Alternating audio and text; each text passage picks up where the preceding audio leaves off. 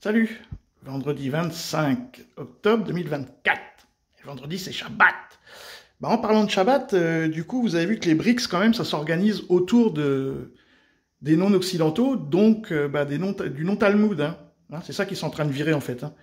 Ils sont en train de virer les talmudistes du game, du business. Bon, donc on y retourne. Il me semble que c'est le président éthiopien, mais je suis pas certain. Al-Sisi, donc égyptien. Ramaphosa, Afrique du Sud, Xi Jinping, chinois, Poutine, qu'est-ce que je raconte Modi, lui, ça doit être un représentant de l'Arabie Saoudite, probablement, le président iranien et certainement le représentant du Brésil, parce que Lula n'a pas pu venir, il est tombé. Il est tombé lui aussi. Mal tombé. Donc pendant que nous on fait les zozos et les singes là, avec la guerre en Ukraine, donner des armes, aider la guerre en Israël, on fait pas, on va discuter, il faut sauver le Liban. Voilà. Pendant que nous on fait ça, donc on perd notre temps, on perd notre pognon, le monde s'écrit devant nous. Les BRICS sont en train de fabriquer un système économique, on va entendre parler. Il y a une vidéo qui tourne avec un billet des BRICS. Donc ça c'est Ramaphosa qui l'a présenté en 2023 aux Émirats, en disant voilà que ça pourrait être sympa. Ça c'était avant le sommet, le nouveau sommet où on a fait rentrer l'Iran et tout ça dans les BRICS. Donc l'idée c'est ça, c'est un système économique avec une monnaie pour échanger entre eux, mais pas forcément se retirer la monnaie locale. Ils sont pas tous chauds là-dessus, et c'est l'Algérie qui en parle beaucoup de ce billet, parce qu'ils sont dessus. Il y a le drapeau algérien, le drapeau turc, indonésien, enfin bon voilà, il y a pas mal de billets, iraniens évidemment. Et donc ça serait garder une monnaie nationale, comme nous garder le franc, et on aurait utilisé l'euro en monnaie internationale. Bon, c'est une bonne idée. Ça ne s'est pas fait, nous c'est l'euro pour tout le monde, et donc pendant que nous on fait les singes, eux ils se développent. Donc dans les commentaires vous aurez l'article sur ce fameux billet qui a été présenté en 2023, mais qui n'est pas officiel. Mais dans l'idée, ça va être de créer, c'est ça, une monnaie pour faire du business entre nous, donc entre ceux qui rentrent dans les BRICS. C'est une banque, hein. Les BRICS sont une banque.